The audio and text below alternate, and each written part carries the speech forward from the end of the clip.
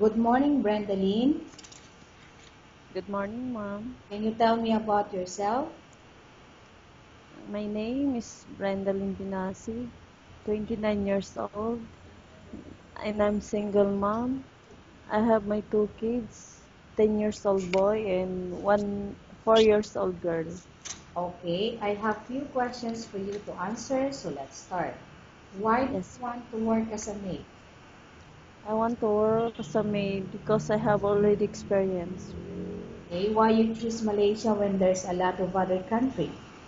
I want to try also Malaysia, ma'am. Okay, how are you qualified for this job? Hardworking, ma'am. May I know what is your educational level? College graduate, ma'am. What is your recent experience? My recent experience, ma'am, is I work also as a housemaid in other country. Okay, have you worked abroad before? Yes, ma'am. Can you please tell me the place and how many years you worked for? I worked before in Hong Kong, ma'am, for only 5 months. And I work also in Abu Dhabi for only 9 months, ma'am. Okay, do you have experience of taking care of baby? Yes, ma'am. And whose baby you taking care of? My employer before, ma'am. And how about elderly people? Yes, ma'am. And whose elderly people you taking care of? My employer also, ma'am. Okay, do you have any other special skills? Yes, ma'am. Can you please tell me your special skills? Cooking, washing, ironing, caring of baby, ma'am. Okay, are you willing to learn new skills?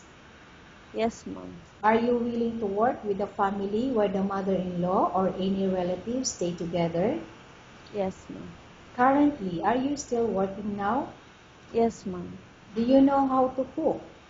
Yes, ma'am. What sort of food can you cook? I know how to cook Filipino food, Chinese food, and Arabic food, ma'am. Okay, are you aware that you will have to do washing, cleaning, ironing, and cooking? Yes, ma'am. From all the house chores, which do you like most? Caring of babies, ma'am. Okay, if ever you were selected to work in Malaysia, who will take care of your kids? My parents, ma'am.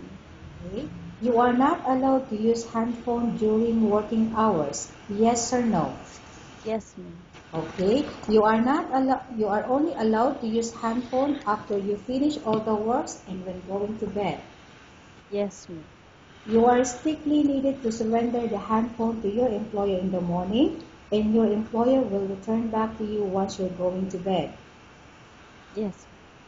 If ever your employer finds out that you're abusing of using your handphone and has affected your work performance, your employer will confiscate your handphone and you are not allowed to hold it anymore.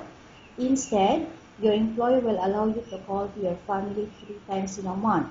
You're only allowed to bring normal phone and you are not allowed to bring smartphone.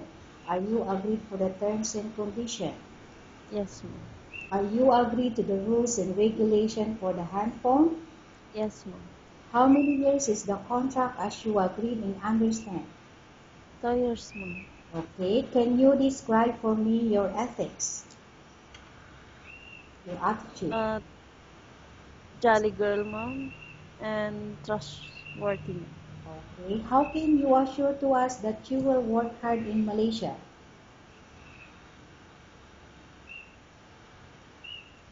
Pardon, ma'am.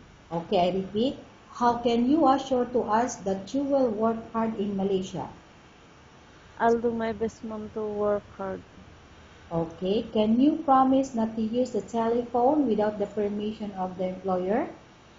Yes, ma'am. Can you promise not to put on makeup but to dress properly while work?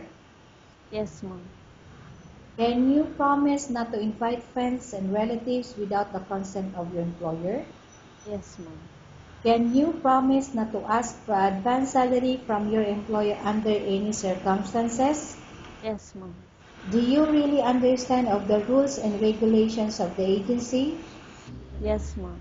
Do you pay any placement fee for you to come to Malaysia to work as a maid? No, ma'am.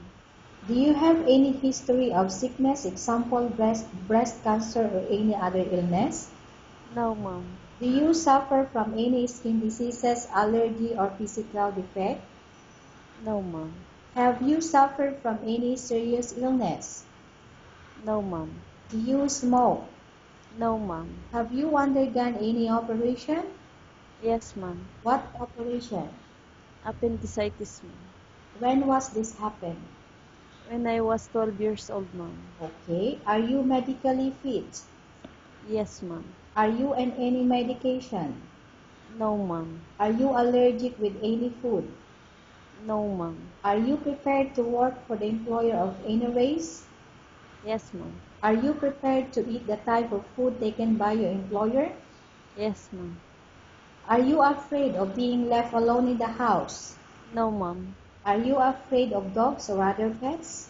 No, ma'am. Can you promise to work according to instruction from your employer? Yes, ma'am. Do you have any immediate family working in Malaysia? None, ma'am. Okay, Brandeline, we have Ma'am? finished our question section. Let's go to case study. I have Yes. a case study for you and I want you to answer me truthfully. Okay?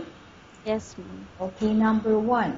Upon arrival in Malaysia within 6 months, if ever any of your family members passed away, what will you do? Will you continue to work or finish your contract or you will go back? I will work and finish my contract, ma'am. Okay, number 2. Tell us about yourself and why do you want to work in Malaysia as domestic helper? Hi, ma'am, sir. I'm Brenda Limpinasi, 29 years old. I'm single mom and I have two kids, 10 years old boy and 4 years old girl. If you choose me as your maid, ma'am, I will do my best to work hard. Okay, thank you very much, Brandeline. We will update to your agency if there's any selection made by the employer. Yes, ma'am.